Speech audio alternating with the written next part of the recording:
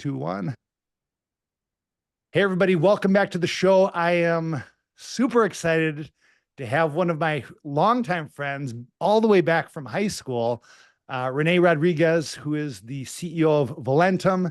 He is a best-selling author of the book, Amplify Your Influence, creator of the Amplify course, keynote speaker, leadership advisor, transformational speaker coach, truly influential person here. And Rene, super excited to have you. Good. It is so great to see you, man. And I go back to high school. Back then, you always stood out to me as somebody who was ahead of the game. You were always into fitness. You were such a straight shooter. You were nice to everybody. You were kind to everybody, yet you carried yourself in a very powerful way. And it is of no surprise, my friend, that you are doing what you're doing. So it is an honor to be here. Oh, I really appreciate that. Thank you. Yeah, well, maybe let's cut right to it and figure out how to add value to the audience here. And I mean, you obviously have so much to share, so much to bring, coaching speakers and other leaders. And I know, you've coached Navy SEAL CEOs, you know, keynote speakers around the country. Maybe just a little bit of your background. Who is Rene Rodriguez, and how all the way going back from Cretin-Derham Hall to doing what you're doing now and splitting time between Minnesota and Miami? How did you get to do what you're doing now? Thank you. And the funny thing is that what started it was getting cut from the basketball team at St. Thomas. Basketball was my life. If you knew me in high school, it was just all I did. And it didn't go well for me. Like, my coach didn't like me. But yet I could play in the summer times with all the best players. But for our team, I couldn't do it. And lots of reasons. And when I got to St. Thomas, I had injured myself between my senior year and freshman year at St. Thomas in my Achilles. And so I sat out that first year. But yet even the coach of the team said, I want you to play. And I said, nope, I've been waiting a long time for this. I'm going to give you 4 good years. I'm going to sit out a year. It was interesting back then. I'm trying to get back to it. Funny too, is that I was such a delayed gratification person. I was always like, you know what? I can wait another year. I've been waiting long enough. And then a new coach came in and I got cut. And the crazy part was, that was my entire plan. I didn't think anything beyond basketball. I was so tunnel visioned that I didn't know what to do. And I got a chance to talk to a CEO of a very large organization. I think it was a $25 billion paper company. And I said, what's the one thing that I got to do to be in your shoes when I get older? And I got more discipline that I know what to do with, but I got nowhere to put it. And he looked at me and he smiled and he said, you learn how to sell. If you learn how to sell, you'll always be employed. And so I'm 18 years old. I don't know what that means, selling, but I guess I didn't know. I get this letter in the mail said I've been selected because of my GPA to join this fast-paced sales and marketing company in the health and wellness industry. So I'm like, okay, I had a 2.3, but hey, I somehow made it into the cut somehow, or they made a mistake, their problem, not mine. I'm supposed to go into sales, so I'll show up, and I love health and wellness, working out, and that's good. Let's do this. Anyways, it was a mass recruiting to sell cookware door to door. Okay. And to get into St. Thomas, I graduated. I think we had 275 kids in our class. I was like 273. The school was not my friend. And I remember going up to the guy, because to get into St. Thomas, I was part of the probation program, which means you had to maintain a 2.0 and to work as a janitor the first year. So I was cleaning cigarette butts and toilets and all that stuff, but I made more money that summer than I ever made. It was $978. Huh. And I was like, look, and I keep it all in ones. I just look at it and then put it in a drawer and smell it every once in a while. And I've never seen that kind of money before. And they came out, we're talking about, the recruiting process. And I'm in a room with 80 kids. And they said the franchisee comes out, he goes, his first summer, he made $9,000. And it was literally, I remember that moment to this day. Everything went silent. Tunnel vision ensued. And I'm like, that's another zero. What would I do with $9,000? And it was like this competitive thing that came out in me that I had for basketball. It's like I forgot in that moment about basketball. And now looking back on it, I just needed something, right? Mm. And I just zoned in on him, went for my interview, and I just said, this is what I said, literally, I will do what you say to do, when to do it, with no questions asked. Huh. And he just looks at me, he's like, now you and I now go imagine hiring somebody like that. We're like, yeah, we'll put this guy to work, right? Yeah. And I did it. I was the last guy to make a sale because my mom was out of town. She bought the sympathy set. But they told me it was, if you do 10 presentations, you'll sell 3. You have to get rejected 7. I'm like, so if you really promised me. Law of averages says 10-3. They go, yeah. I go, so the faster I get 10, the sooner I get 3. I mean, I'm 18. I don't know how that clicked for me. Uh-huh. And they go, yeah. I said, cool. I'm going to try to get 10 tonight. They're like, I got like 8. Most kids took like 3 weeks to get to 10. I was Uh-huh. just like, I didn't care. I've been rejected my whole life, like from kids to girls to basketball. Like it was like, whatever. I was already used to being a loser in that sense. And if they just, all I saw was the 3. And that just started me off, man. Mm. I realized I was given my first CD or first, it wasn't CD, it was cassette tape of Zig Ziglar's goal setting. And then I was given Tony Robbins. Then I was given Jim Rohn. And then I was given Tom Hopkins and all the greats. And I was ah, like the thought that the knowledge like I was getting, not having a father and all that BS was happening. But these cassette tapes gave me a sense of vision and direction. And I started going. And so that's what started sales. I mean, I can pause if you have any questions, but Oh, that's what kind of got me on that direction, headed that way. that's very good. How about getting into public speaking? I mean, I think we had mentioned before we hopped on here. I mean, I think one of the last times that I saw you was down in Mexico. We had our company down there for a rewards trip, and you happened to be at the same resort speaking to a group of people, I think in the mortgage industry. But how did you get into public speaking? So cookware sales taught me how to present. And like I would have to present to 5 couples, 10 people at a time, basically every night of the week. And so I started getting comfortable with presentation and understanding that there was a sequence to things, there's a way to build value and a way to predict when people would be resistant, and understanding how to get the people that you just knew weren't going to buy out of the house so you could work with the 3 couples that really were interested or the 2 couples that were. So you started learning all the nuances of high end sales. I mean, these were $2,500 to $5,000 sets of cookware, and they paid you 50%. So it was legit. Like I'd make Wow. 5,000 in a night sometimes selling cookware. I'll never forget. I took a communications class and I had to do a sales presentation, and I was like, I'll just sell my salad machine. I made $5,000 last night. I'll just come in and do this. I didn't have to practice. I delivered. I mean, I had the salad shooter out. I made a salad for the whole class. It was so good. I was so dialed in, and he gave me a C plus. And I went up to the guy. I go, I was so angry. I was like, I made $5,000 doing that same exact presentation last night. And I said, and so yeah, I was pretty upset. But the the process was, it taught me that. But I went to school when I graduated for at a change management consulting firm. It was actually owned by my mother. Okay. Last thing that I desired or wanted to do. I had 27 job offers because of my sales experience, not because of my GPA. So I had all these sales jobs from 3M to Xerox to Eli Lilly to all these things. And I was like, man, I'm going to show everybody that I can get the biggest salary coming out of college. Like that's all I cared about. And then I started realizing, no, I was like, do I want salary or do I want mentorship? Mm. Salary, mentorship. And then I took a class. It was one of my final classes. It was a business ethics or Christ, faith, the management of wealth. One of those two. They're very similar at St. Thomas. And he brought in a speaker named Jeff Gates. And Jeff Gates wrote a book called The Ownership Solution. And he was the one that wrote the legislation for ESOP and employee stock ownership programs. 13 of us in the class, and this guy comes in. By the end of that class, I'm going, I don't know anything. This guy is so smart. And I started realizing, I'm like, I need to just be around people like that. Forget money.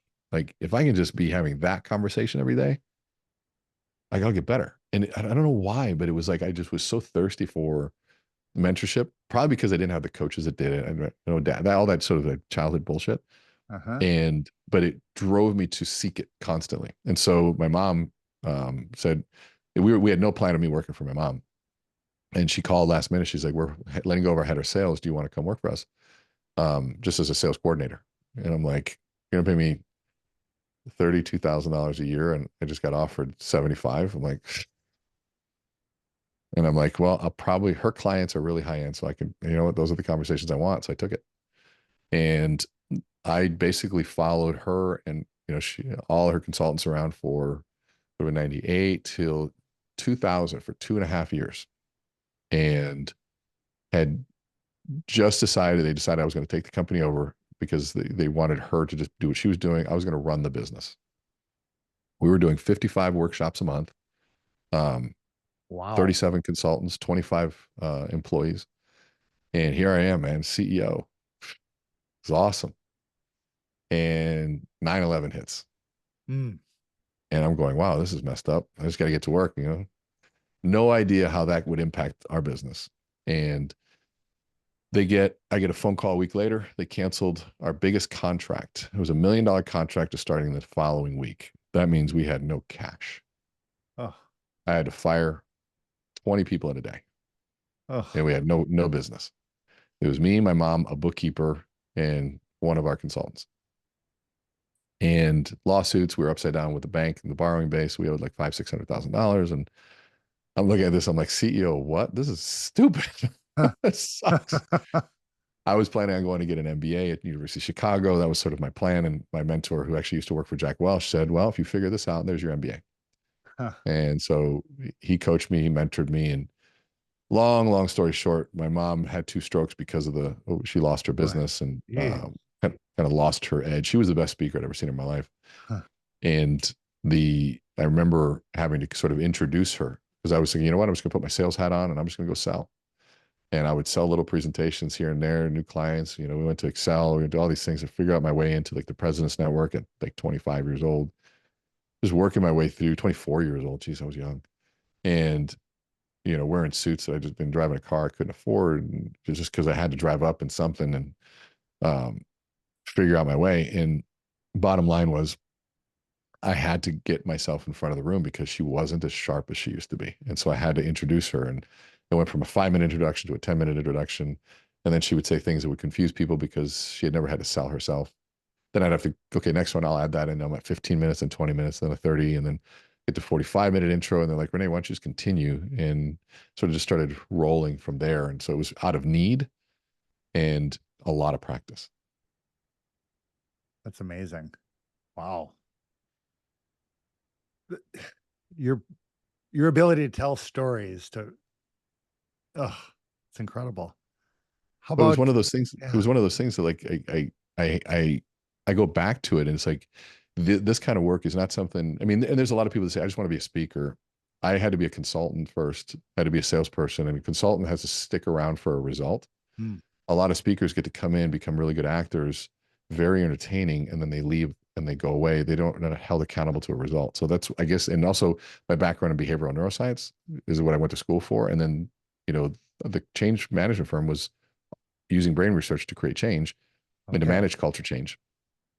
So combining sales and influence and leadership and all that stuff is what started combining my view of things. And so that's sort of how it sort of was born. Yeah, that's amazing.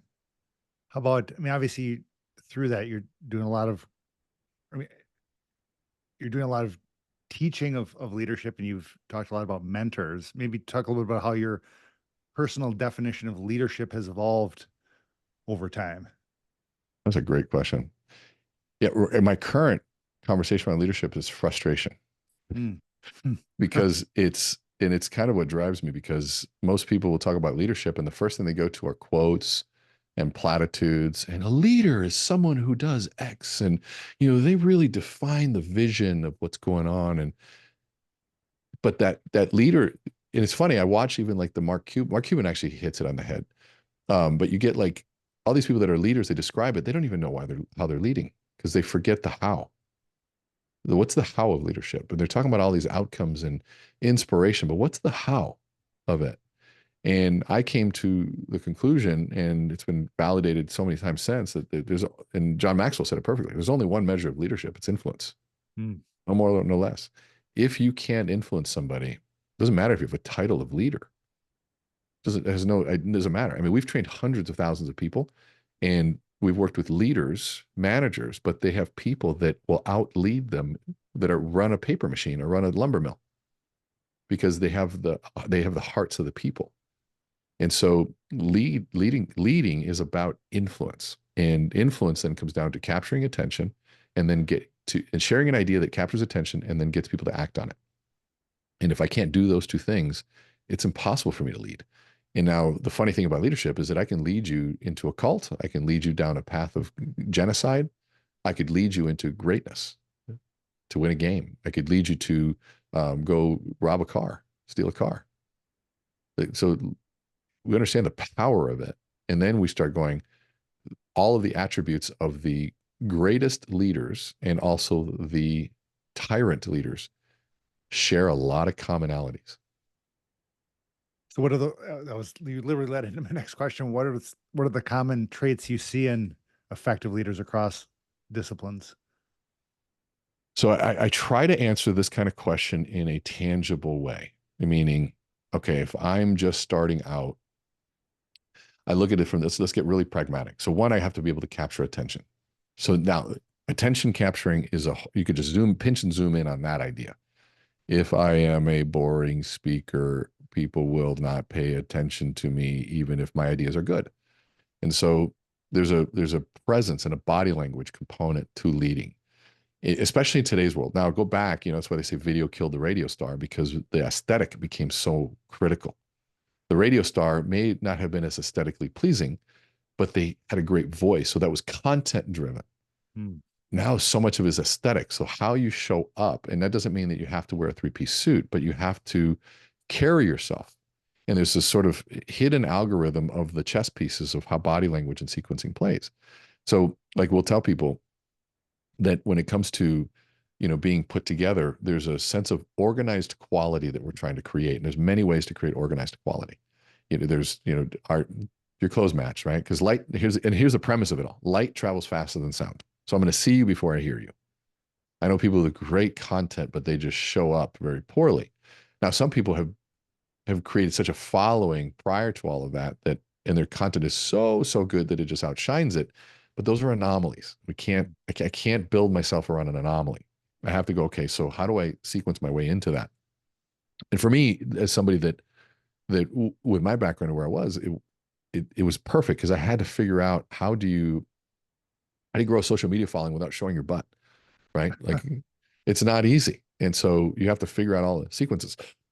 How do you attract people when you have not much to offer? And so you have to learn all those elements. And so capturing attention is a big one, right? Now, there's ethical ways of capturing attention. There's unethical ways. Clickbait would be an unethical way of capturing attention. It plays on the neuroscience of the brain and the deep need for novelty and norepinephrine really is what it is, because it creates a sense of tension when something is not there. It's like, whoa, what is that? And that tension that's created by norepinephrine really forces you to go in and try to close the loop. But then we get frustrated. So I don't believe it's a very good way, but there's ways to use norepinephrine in a sense of saying, to create a sense of an open loop that I want to close. It's no different than what you would do in a 30-second commercial in a elevator speech, right? You have to create some level of tension and novelty. Novelty would be the dopamine side of things, but the novelty and the tension create the attention. And so then now I might buy 10 seconds outside the elevator. So really it's about capturing attention, number one. And then once you have it, how do you engage the hearts and minds of people? Hmm. People right now have choices as to where they go.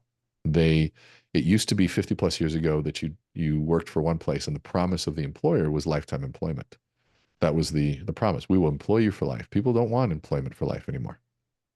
The amount of times they're moving is constantly going up, and Mhm. jobs that they're taking, and people are moving further and further away. COVID changed all our values, and there's a lot of different things people want. Even more than money, they want connection and meaning at work. Mhm. So how do you do that? Well, the tyrant leader just doesn't work anymore. I mean, you will be ousted and canceled faster than you can blink if you become that way. And that sense. So there's how do you capture the hearts and minds? And so I've got to be able to capture the heart, but then the other piece is I also have to be able to move your feet, right? Capture the heart, then move the feet. Like, okay, so I have to capture your heart. You're excited, but I got to get you focused on a certain direction and vision. So a good leader needs to be able to articulate that vision in a way that inspires someone. And the only way, the science of inspiration is that if my personal values are connected to my future action, period. That's a limbic system, prefrontal cortex connection. Limbic system houses your value center. Prefrontal cortex is the executive center, the CEO that says, here's where we're going. And there is a cortical connection between those two. And if where I'm going triggers my values in a positive way, you will have my heart involved. So the heart, this is also, I spend a lot of time going, what the hell does a heart mean? Well, it means three things to me. One is your beliefs, your values, and your memories. Mm. And so now that's tangible, right? Instead of this heart, sort of this intangible fairy dust. It's like, no. What are your beliefs? What do you believe? What are your values? and what memories trigger those beliefs and values. And if I can trigger those memories through my storytelling, through my inspiration, if I can know who you are and how you grew up, know your story, and make that connection between corporate values and vision and direction, between who you are and where you want to go, and all of a sudden, I will not leave you. I'll say no to other things to say yes, because we're in this together and creating something. Now, that doesn't mean that you can pay me significantly less, but be in the market, I'm in. So I think those are a lot of different pieces. I think there are at least bite-sized elements of where we go and how we do that. It's very good. How about, and you've kind of touched on this here, just like the idea of servant leadership and Mm. just serving your people. How do you, or investing in your people, how do you see that? Well, I think let's just go back to service and what that really, really means. And the servant leader is that one that understands that a person's attention is a privilege. Hmm. And if we want to go back 2,000 years, let's talk about Aristotle, and we'll talk about his rhetorical triangle, the three-legged stool that you need for argument and persuasion, which would be ethos, pathos, and logos.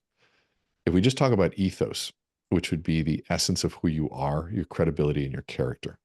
For example, and there's a lot of people that speak on things that are outside of their ethos. For me, it would be how to grow rich and thick hair. Like, if you're not watching this, I'm bald. So I shouldn't be doing that class, or maybe a class on how to let's see, on the menstrual cycle and how women are doing it wrong. Like, okay, I probably shouldn't be doing those classes. One, I've never had a menstrual cycle and I have no hair. So it's the personal trainer who is out of shape telling you how to lose weight. It's a person who's broke telling you how to make money. And it's the social media guru that has 300 followers and can't seem to get any engagement. So there's an ethos component to that. The stage gives you ethos. A title can give you ethos, but you do not own your ethos. And that's a really critical piece to understand. And we talk to our leaders about this, is that the credibility that you have is not owned by you. They say, well, what do you mean? I said, if you go on stage, we write this big bio about you, we do this whole PR campaign, we'll build up your ethos. You get on stage and you bomb and you become arrogant and egocentric. The audience isn't forced to like you because you own all of that. Mm-hmm. They will say, you know what? We trusted you with this. Kip, give it back to me. The audience owns it. And so then when you realize that, it is a sobering, humbling reality that my audience can shut me down if they wanted to. Yes. So I better be here to serve. Now, sometimes serving means bringing power, bringing strength, bringing confidence, bringing conviction. But the goal of it, and it kind of goes back to what the role of the alpha is. People think the role of the alpha is to dominate and to fight and to protect. No, those are means by which to achieve the goal of the alpha, which is harmony. Mm. And the harmony says, well, I have the ability to fight, but it doesn't mean that I will. I might be able to avoid that altogether. And the moment there's disharmony in the pack, the betas get together and oust the alpha until one emerges. Mm-hmm. And then order is restored. Order, harmony, same thing. And so the leader's job is also to create some level of harmony in that sense. And now also sometimes that it's to cause change, right? To bring a sense of reality, to say, if we don't, then this, but then to provide the sense of safety and confidence in the direction and plan of where we're going. And so there's this sort of process of, and probably the best way to think about it is to think about having a golf bag. And I always say, what's the best golf club to use? What would you say the best club is? Well, it depends on the situation. It depends on the Exactly. distance. It depends on how good of a golfer you are. All of those things, right? And so many people say, well, the driver. I say, well, what if you're on the putting green? And I think we all know that the leader that uses the driver for everything.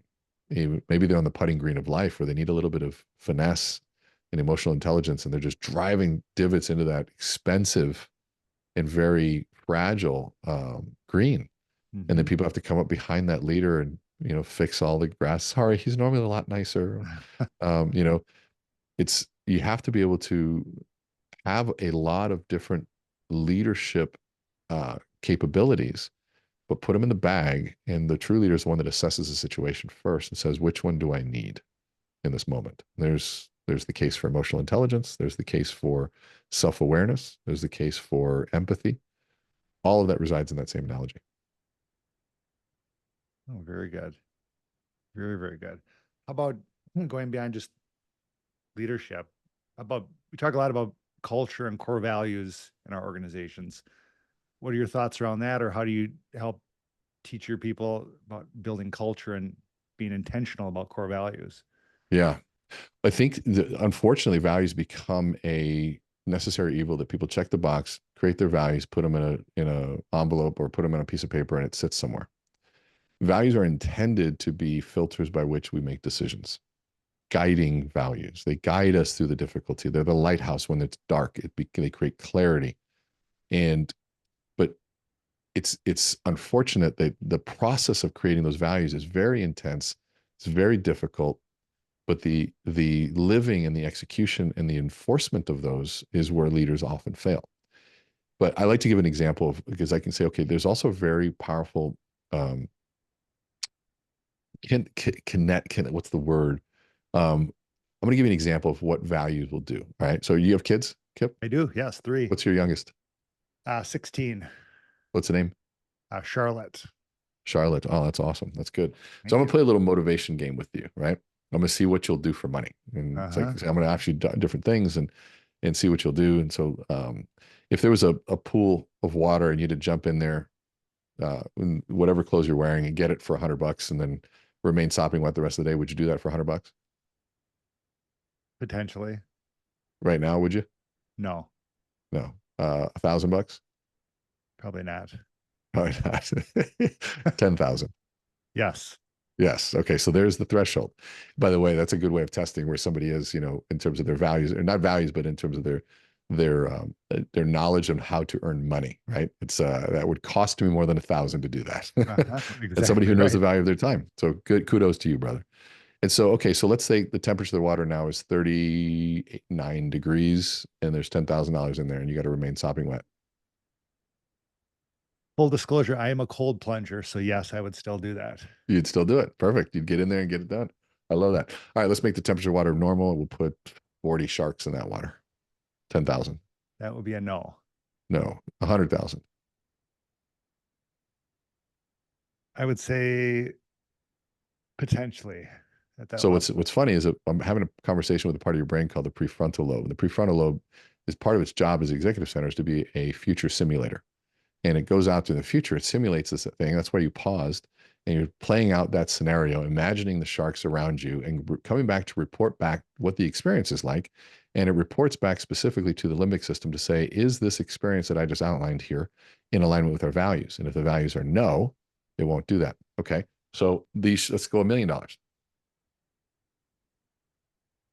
Yeah, as I'm processing that limbic system, I'm picturing where exactly is the money? How quick can I get it and get out? Right. That's your prefrontal, right? Yeah, The right. limbic system is saying, Or yeah, now let me opposite. give you a little caveat. These are great white sharks. I haven't eaten in about a week. That'd be a hard no. Hard no. 10 million? Nope. Nope. And why? You're making a prediction that you'll die. Your value system says that Huh? your life is worth more than your money. And therefore you said no. So that's the connection. And so that's the power of values, override things, right? And it's really when we're connected. But now, what if Charlotte was playing on the other edge and she slipped and fell in? What would you do? Yeah. Yes, I would jump in and get her. Did you think twice? Nope. Did you feel something when I brought up her name? Yes. What did you feel? I feel like I need to protect her. Yeah. Did you think twice about your own life? Nope. That's called the prioritization of values.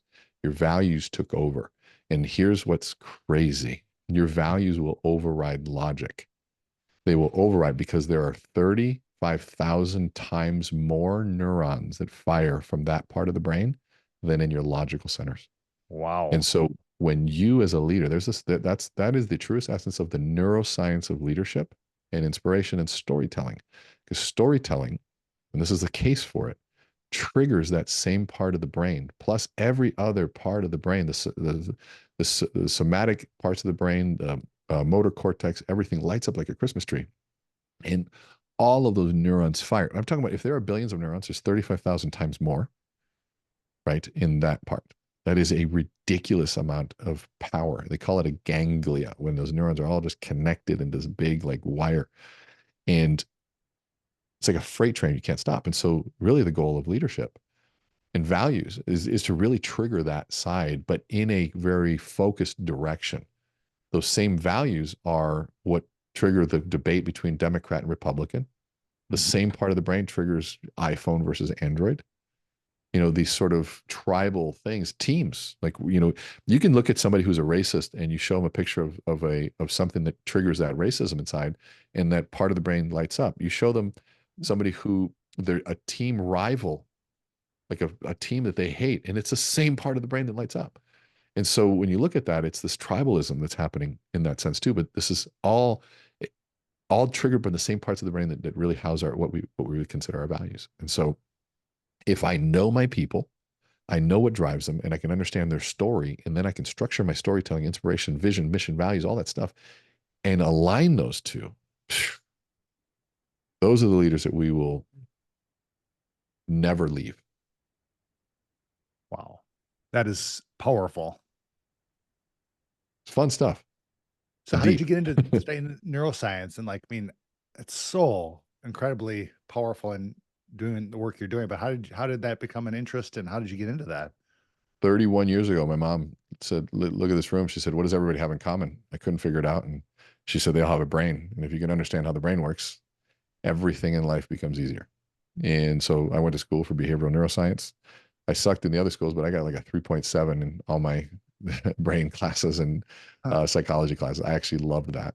And so, yeah, I got into that. And then I have had, I'm one of our partners is the co-founder of the Neuro Leadership Institute.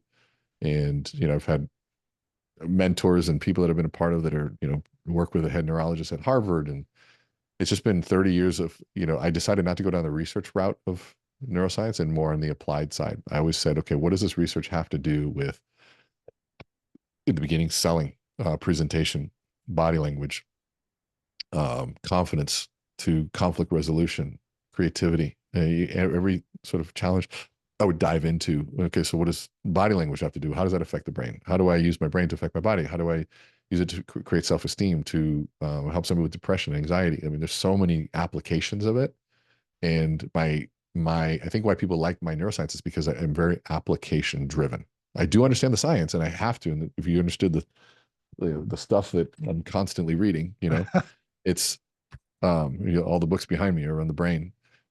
It's keeping up with it, but then keeping a foot on to the ground and saying, what the hell does this mean though? And then if I don't understand it, I got endless amount of people that I call who love me because I'm on the applied side, and they're like, I'm on the research side. How are you using this? Even my forward was written by him. And so it's a really fun dynamic of saying, well, here's what I'm doing. They're going, Rene, okay, oh, here's the research to support what you're doing. And then they give me all this research. I'm like, okay, that's cool, because I figured that out based on doing that a few thousand times. And then they're like, Rene, did you know about this? I'm like, oh my God, hold on a second. We could do this. Let me go try it. I'll be back in a few weeks. It's this really fun, nerding, constant, iterative, creative process. Amazing. It's so amazing how and you touched on this just like in school, like you weren't super successful in school, but once you found something you were super interested and fired up about, all of a sudden your grades are great. You're super excited about it. You're still a lifelong learner in that area. And it's It does, unbelievable.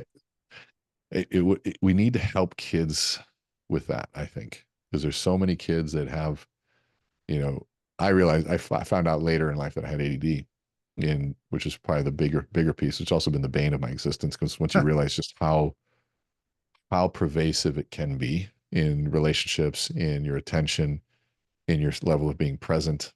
2 months ago now, it's almost 9 weeks. I gave up scrolling 100% on social media. So I haven't scrolled once in 9 weeks now. It was too much of a dopamine drain and addiction that you realize just 90 minutes of scrolling, which is a very small amount for people on a daily basis, is Uh-huh. 45 hours a month. That's a full week's of full-time job. Wow. And I'm already a pretty productive person, Hmm. but I was like, there's no time for this, no time for that. And it's like, no, there's time. It's just other people have somehow tricked you into giving it to them. And so I was like, okay, I need to shift that. Like, so my phone's not in my office anymore. I keep it out there. When I need to, I'll check it. I have a team, my wife and team included, that tell me when something's important. Uh-huh. And other than that, I need to be here. So when you say no scrolling, does that just mean you're just not on it? I can post, Okay. but then I close it. And Uh-huh. my team tells me how it does. I have not gone to the feed and done with the thumb scroll, Okay. because the thumb scroll is designed, that endless scroll is designed to create anticipation of reward. Sure. And that is the trigger for dopamine. Dopamine is not the reward. It doesn't give you, it's not the reward. It's designed in the anticipation of a reward, because once you do the activity that you're anticipating reward from, the dopamine levels drop through the floor. And so then you seek, what other thing could give me this? Well, if I scroll, I might get something better. Uh-huh. And Huh. then you just keep scrolling and you keep scrolling. It's like a slot machine. It's really, because it's the anticipation of reward. It's variable ratio reinforcement would be the true um, definition of it. It's variable. You don't know which time it's going to be ratio. It's on a certain number. It could be on the first pull. It could be on the 40th pull.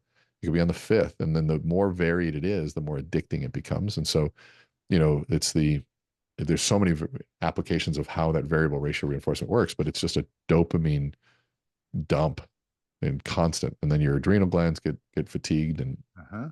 you need more and more. And I'm not saying that I was just horrible. I just like, I value productivity. And I started losing my time, and I realized I never had time.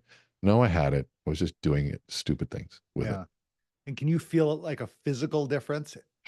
Yeah, after not having that constant dopamine, just Yes. Well, yes. one of them I wear an Aura ring at night for sleep, and I Okay. could never get past a 50 readiness score. And so I was always exhausted, always exhausted. Now I'm averaging 85 to 90. And so I don't get up and scroll. I don't go to sleep scrolling, and I don't wake up to check my phone. It's just a very different existence that was so different. And I'm not saying that I did that because I'm some great guy. I did that because I came home. I spoke 239 days last year, and I came Wow. home a couple months ago, and 5 days gone, and nobody was at the door to open the door. Huh. And I get up, my wife's down the hallway at the center island getting ready. I'm like, hello. She's like, oh, hey, all right, kids, get in the car. I'm like, wait a minute, I just got home. Where you going? She's like, we have baseball. I'm like, what? I've been gone for 5 days. She's like, yeah, well, life continues even when you're traveling. I was like, okay, this isn't working anymore. And Yeah. I literally cut my travel by 80% to the following day. Wow. Yep. We've said no to 35 events in the last 2 months, and have been at every baseball game, football game, all the practices, reading to the kids at night. Uh-huh. I'm at my own bed. Huh. I started a branding agency, making more money doing that than we did before. It's like, and I'm still speaking. I got big events. We got Dubai coming up. We got all these Wow. great events.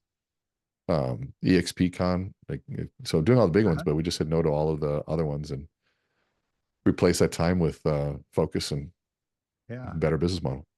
And that really kind of led into a question that I've always wanted to ask, someone on the speaking circuit that's traveling all around. I mean, what is the toll on just traveling all that time? I mean, I think Yeah. of being away from my family that much, like, but I don't know. I've never been in that world. What is it like?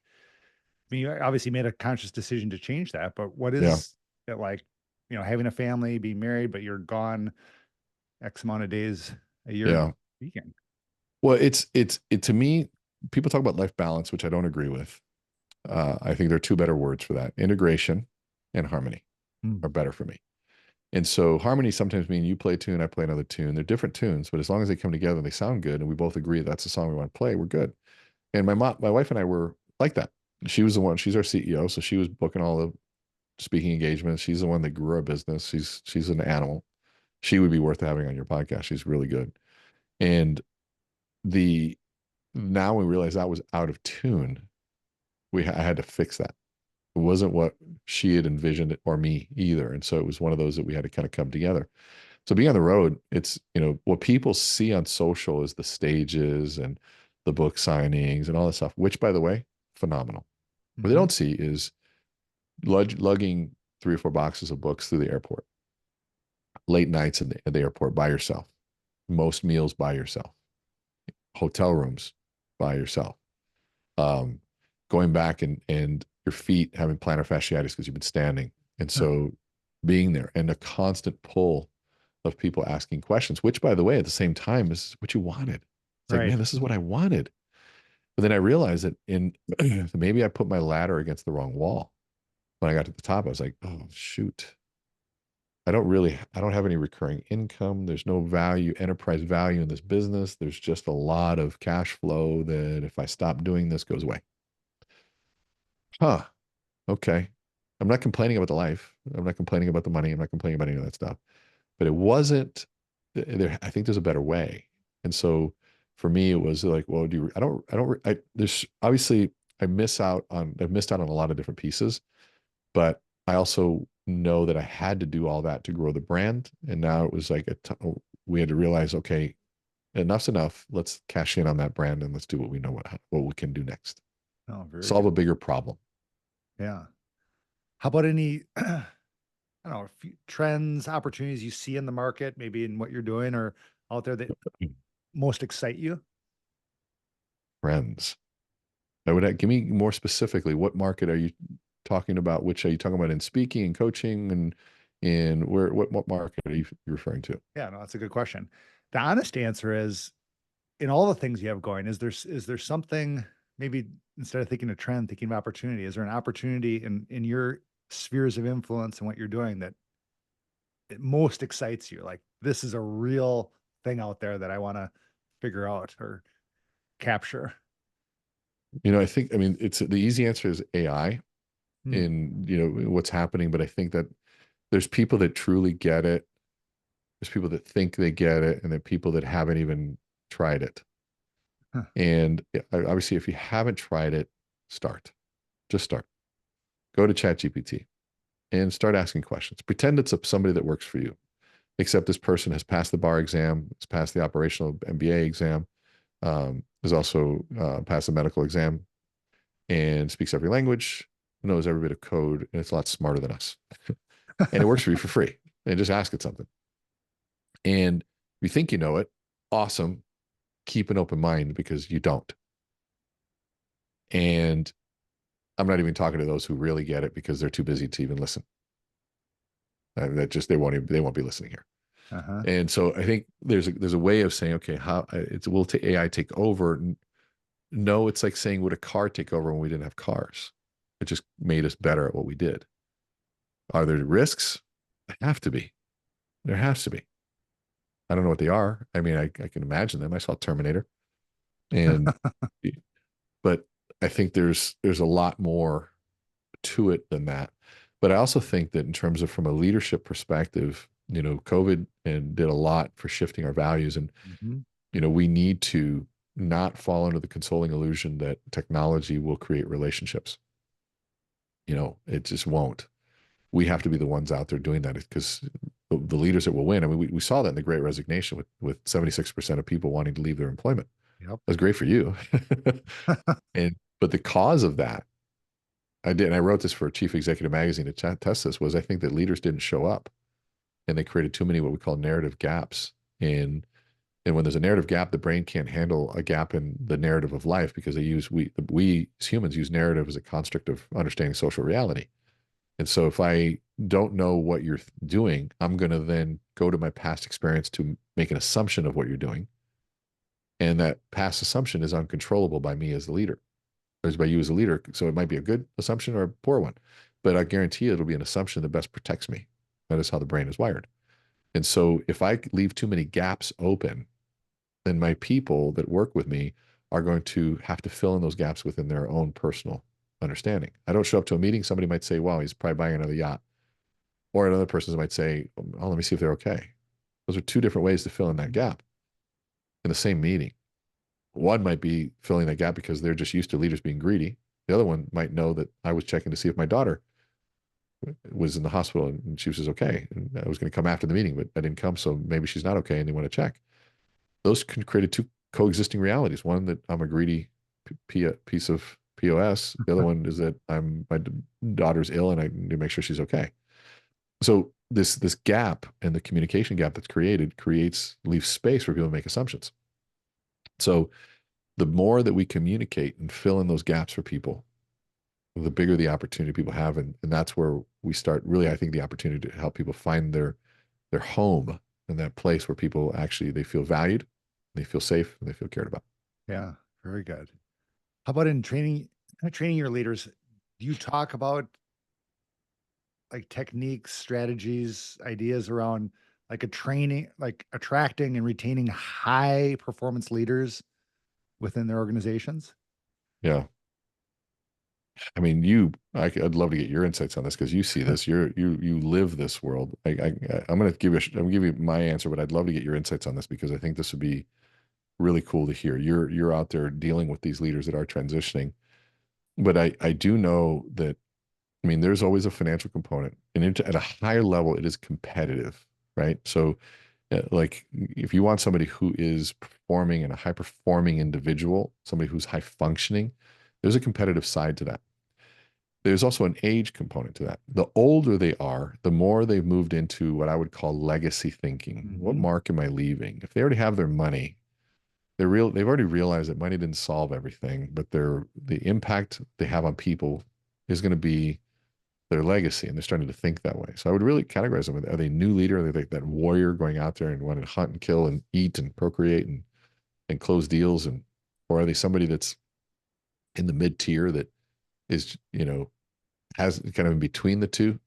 Or are they out there in the legacy phase? I think that makes a difference in terms of what they're facing. But yeah, I would first try to classify them where they're at. And there's leaders that have just got lucky because they were leading a business during really easy times. They haven't been Hmm. tested. And, you realize during difficult times how good times hide poor business practices and poor leadership. And when bad times come, everything gets revealed. Hmm. And so I would be looking at all of those aspects. Very true. How about for you personally? How are you thinking about building legacy through your business ventures and your activities? Well, we recently started a new company called R Legacy, the letter R, Rodriguez Legacy. And it's a partnership with another company called 3F Management. Derek Fay and Matt Boyer, these guys have bought and sold exited 40 different companies, 7, 8, 9 figures. And I've been helping organizations create the value, but I never ever took an equity stake. I always took a fee. Okay. And I met these guys, they're like, Rene, you're doing what we do, but we just take a portion of the business. And I'm like, you can do that? So for the last 6 months, we've been doing that and moving into part of the legacy is saying, how do we truly build enterprise value for these organizations and help them grow and scale and exit within 1 to 3 years? So that's been sort of the next exciting thing that we're doing. My wife and I are partners in that, and um, I think that's where our energy is looking at saying, okay, how do we create a financial legacy? I don't really believe in the divine right of the womb. Meaning, just because I have money doesn't mean that my kids will. It's a good way to really ruin a kid's ambition. Hmm. Even Warren Buffett says that he's going to leave very little. Um, so it's not really about a financial one, but moreover, I don't want to be the legacy that I didn't have the money to take care of myself when I was older. And my kids, I became a burden to them, ruining their future. And so Right. that's part of it. How about just thinking of aspiring entrepreneurs, younger entrepreneurs, or people transitioning into leadership roles or entrepreneurship? Any advice, or I'm sure you have a plethora, but any particular tidbits you would give to either young, out of college, or just people trying to make that pivot into entrepreneurship? Any advice you'd give them? Yeah. There's a guy that I like following right now. His name is Professor Galloway. I don't know if you follow him at all. He's phenomenal, but he's he's on a stage at a school, and he said something I thought was so profound and simple. And he said, on this stage right here, he's kind of a university campus. He says, a lot of people, billionaires, millionaires, entrepreneurs have lied to you, and teachers have lied to you. They said, follow your passions. That's the key to success. Okay, I've heard this. And Yes. okay, you've heard this. And I was like, what? Because I was like, follow your passions. He said, there's not a single oil tycoon that was passionate about oil. Hmm. They were good at it. And because they were good at it, they became successful. And that success bred accoutrements and recognition and money and freedoms and other things. And they fell in love with those things. And so now they love oil. And so it's when you follow your passions versus following what you're good at, there's a very big difference in that. So I think you've got to be able to decipher between the two. Now, if you're good at something and you're passionate about it, but people say, even like what I did, I'm 30 plus years into this, and I ate grape for most of those years, Uh-huh. but I still loved it and I was good at it. And I look at my kids, I go, you know how you grew up. They're like, yeah. And I see now, they're like, can't believe it. I said, can you give something 27, 25 years before you do that? I go, that's a lot of times what it takes. And so you didn't build your search overnight, all Nope. the ups and downs and the twists and the turns and all that stuff. But there has got to be a love and a passion involved, because that's what wakes you up when things aren't going well. And, but also what you're good at. It's easy to become passionate about what you're good at. It's Mm-hmm. a different question, you know? So for me, making sure that you have the basics in play, know how to sell, because revenue solves most problems, and knowing that I guess I'd say this other piece too is, and this is something we've recently finally started doing, is it just really only working with A players. Mm-hmm. You hire B players, they're going to hire C players, but an A player will hire another A player. And there's something about that. And then you got to define what A means to you and really go through and decipher that. But it's a little bit more expensive, a little bit more, but not as expensive of hiring the wrong person to have to find another one. Right. And that incremental extra cost has exponential value to it. It's It is truly unbelievable. exponential. And the incremental cost is a rounding error, but the Right. value is exponential. Exactly. And So yeah, yeah, yeah. And A players hire people better than them and smarter than yes, them, because that's the only way you can get better and grow your organization. It's unbelievable, that mindset shift, and just, or the chasm between A player thinking and B player thinking. it is yeah, that's a great way of putting it. It is a massive chasm between the two. Yeah. Yeah, it's unbelievable. How about any particular decisions, actions you've taken that you would say have been most pivotal to your success or to being where you are today? I well, I think most recently it's around the how I spend my time. That's and the reality around that. There's two different strategies. If you were to really be binary about this, or black and white, it's a 2x strategy versus a 10x strategy. Mhm. And 2x is doing the same thing you're doing twice as hard. So if you're already working to the 8 hours a day, then work 16. There's your 2x strategy. It's also what's most attainable by people. So it's the most crowded space there is. A 10x strategy requires an 80% change of what you're doing. You got to let go of 80% of what you're doing, which most people are unwilling to do, which by definition makes it a very open space. And it's more of a mentality. And the 10x isn't even about money, it's about wealth and value. And so I think realizing for me what wealth means, wealth isn't money, wealth is about a freedom. Now, it takes a lot of times takes money to have freedom. But, if I had a beater car and it was worth $500, but I had a skill set that I knew how to refurbish a car, and I invested my skill set into that car. Now it's worth 20,000. I created wealth, but nobody lost money. It was Mhm. true creation. Out of thin air, this wealth happened. Now, if I sell something, you have to be out the money. Now, and hopefully you're in on the value that I created, but there's not a zero sum game in the wealth creation space. And so for me, looking at it from that perspective was okay. And then the continual search to, so think about it from that perspective. But my wealth was my investment in my skill set, which people say, you got to invest in yourself. We say that so often, it becomes so cliche, Mhm. but that's what that means. You invest in yourself so that you can turn the $500 jalopy into a $20,000 piece. And now you created an extra $19,500 out of thin air, but it was through your skill set. And so the other piece too is I realized I needed to solve higher value problems. And that's sort of been the search, so people were like, wow, I did 34 courses on just Amplify, which is $6,000 per person. They're like, wow, that's super high ticket. I'm like, yeah, we get $72,000 each time we do it. We do it sometimes 5 times in a month. And I was like, but that's a $6,000 problem. I'm going to help you become a better speaker. What if I help create a brand? Well, now it's a $100,000 problem. Same amount of people buy. It's like, okay, that was the thing I needed to figure out earlier. I have to solve a higher value problem. And if I'm, and some of you listening solve a very high value problem, but you haven't done the business case to really identify what the value of your solution is, and you're underselling it. That's very good. How about we talk a lot on on this show, being in America, being in a capitalist society, having free markets.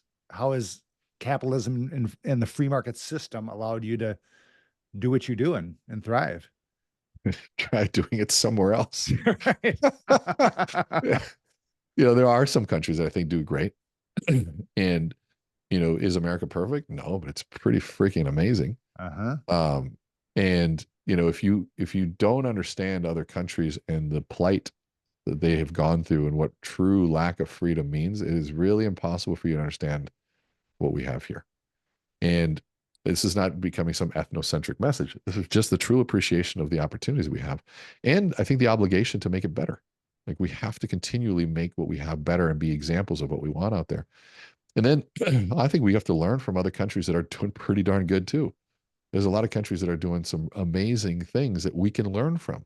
And, this competitive thing, we're the best, or saying, no, I think we're the best, but if we don't continue to grow, someone will beat us. Mhm. And so where are those areas? I think that, we need to do better in helping our kids with school, and truly, and people are like, well, school's not important. Stop. Okay. Stop. If you're reading something, thank a teacher. They're the ones that taught you how to read. So it's an important thing. If you're doing any level of math, thank a teacher. So schooling is a critical thing, not only just because like, well, I never use that. Just because you don't understand the application of what happened in your brain to be able to derive a solution based on the schooling you went through and the critical thinking that it forced you to go through, doesn't mean that you didn't use it. And so there are applications. Yes, there are stupid things. Well, they don't teach you anything about balancing a checkbook. Okay, parents, your job. Uh-huh. That is your job. Okay, well, they didn't teach you the schools of life. Well, that's why we do it together. I would much rather teach them those skill sets on how to shake a hand and how to walk into a room powerfully and how to present value than to teach algebra, because I can't. I don't want to Uh-huh. teach past participle and language, and I don't want to be in a spelling bee. Teachers, let them do that. So parents, own the reality that we have to also contribute to that. We have to be there to talk to our kids through the difficult times.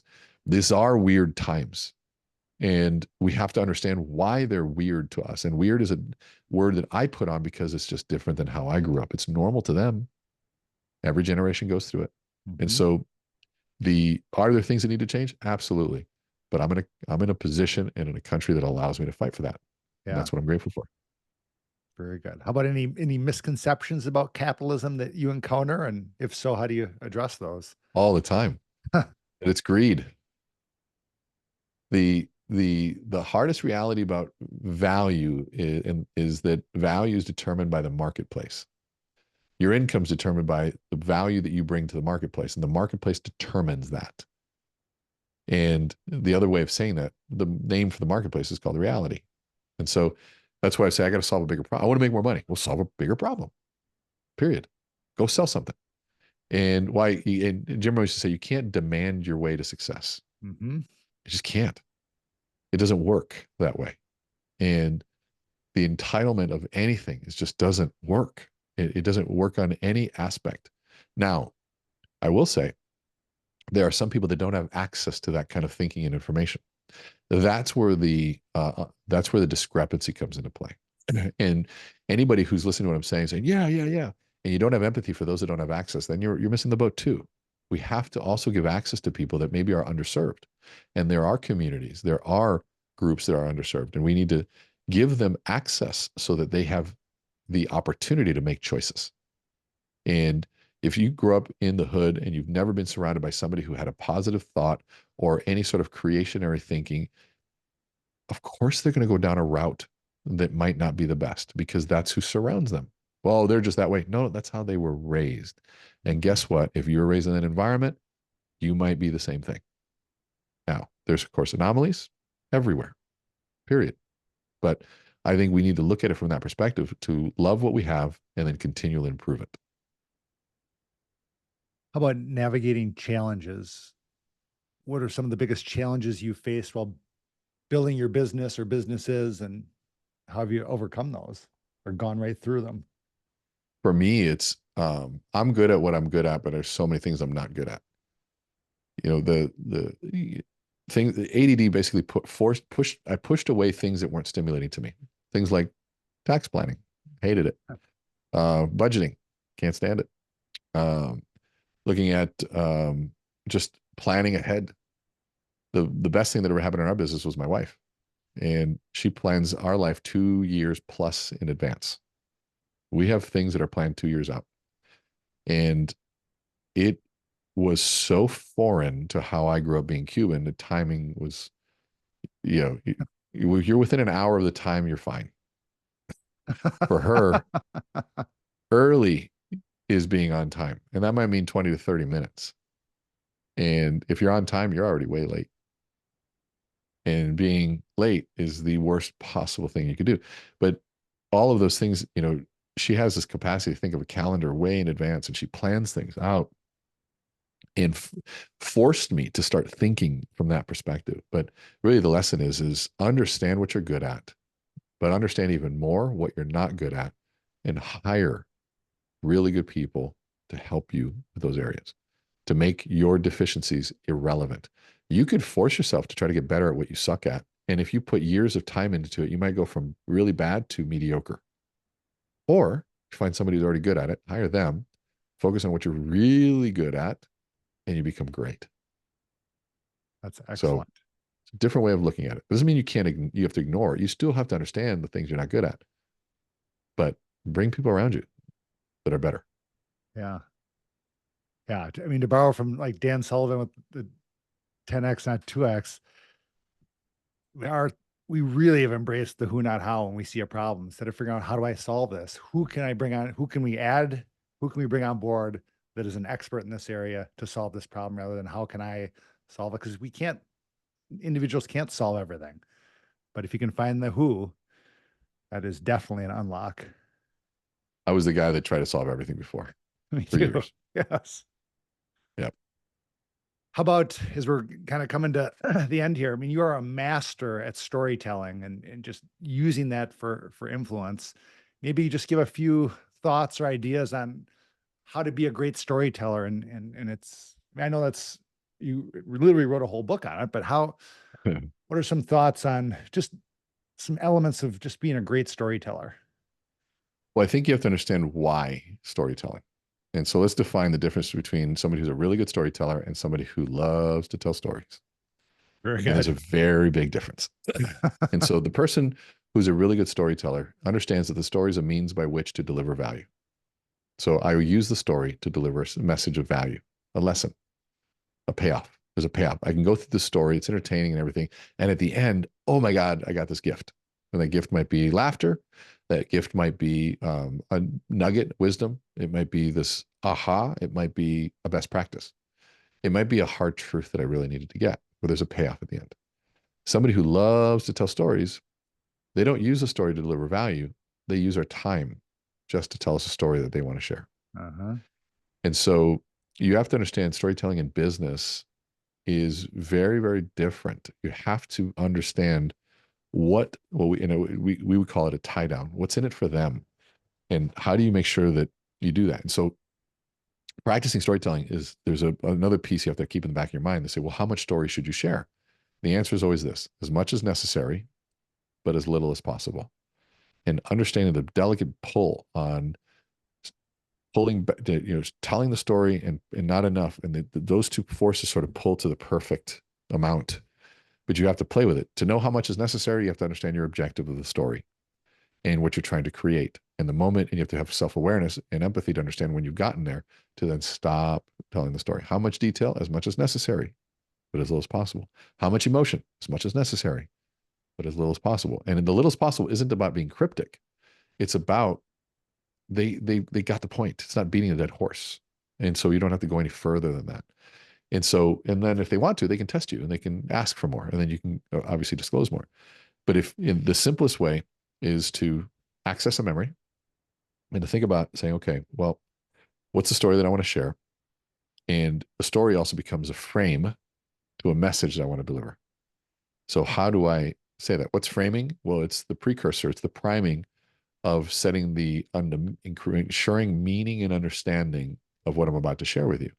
So if I were to say used car salesman, first word that comes to mind most likely would be uh, sleazy, slimy, untrustworthy. Okay, well I can predict that. So why would I allow that you to frame that for me? Because I started in the here and now. I just said, here's this. It's no frame. Somebody says, can you go to the party? I say, no. And now that leaves so much open space and narrative for them to go, wow, that's kind of jerky. But if I were to add one word in front of it, unfortunately, no. Now that word unfortunately sets the frame of saying, I really wanted to. I'm disappointed I can't. So I can't, but would love to. So it doesn't hurt the relationship. And so framing can be one word or it can be a full story. It could be a prop. It could be, your logo in the background. It could be the fact that your microphone says Rode and high quality. That's why your audio sounds good. It could be the picture that I have in the background, the book that I have. All those things are frames, and storytelling is a framing device. And so my grandfather was in Cuba right before the Cuban Revolution, and he saw that the revolution was happening, knew it wasn't good for his family. So he had to get him out. So he writes a letter to the president of the United States at the time saying, if you can get me and my family out of this country, I'll come and fight for yours. So somehow it makes it to the right person. They pull my grandfather out, my mother, my grandmother, and my aunt. And he serves in the American Armed Forces for 8 years in search for his American dream. Finally, after 8 years, he makes it to Homestead, Florida, his American dream.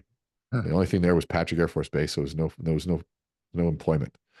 And so he realized that his American dream was limited to how far he could walk.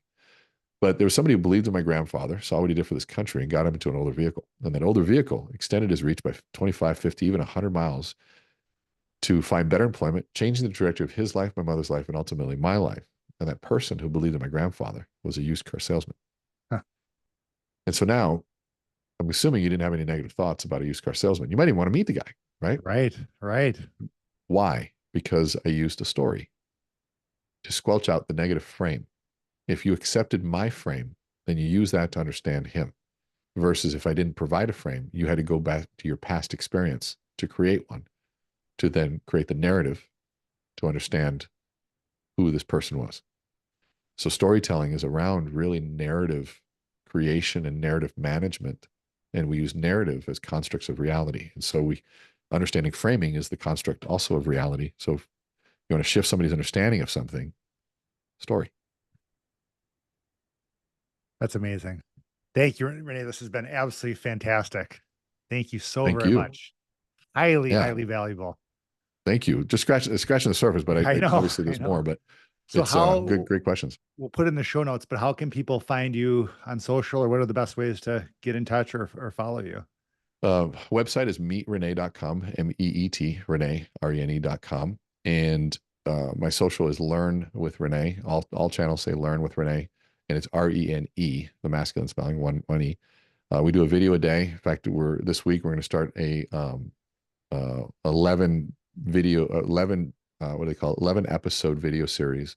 The first one's going to be on body language, and then we're going to do 11 on something else, and 11, 11, 11. We're going to follow this sort of new format of micro learning for people. So I took a month off. We lost about 2,000 followers. We're still well over 1 million on TikTok and 210,000 or 8,000 on Instagram. But I wanted to kind of take a break and do something really valuable and say, okay, what if we just truly embraced micro learning? And we're gonna have some fun this week. It should be coming out this week. Oh, fantastic. Amazing. Well, again, this was hugely valuable.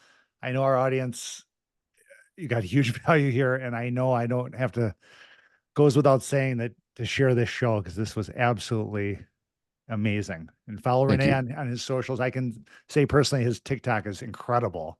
The micro learnings that are already on there without you actively, trying to build out this series. So thank you very much, Rene. This has been highly valuable. It's just a pleasure to see you again. Thank you so much. Likewise, my friend. Thank you, and I keep doing what you're doing, man. That's good. We need good people out there in what you do. Oh, thank you. I appreciate that. All right. Bye-bye. Take care.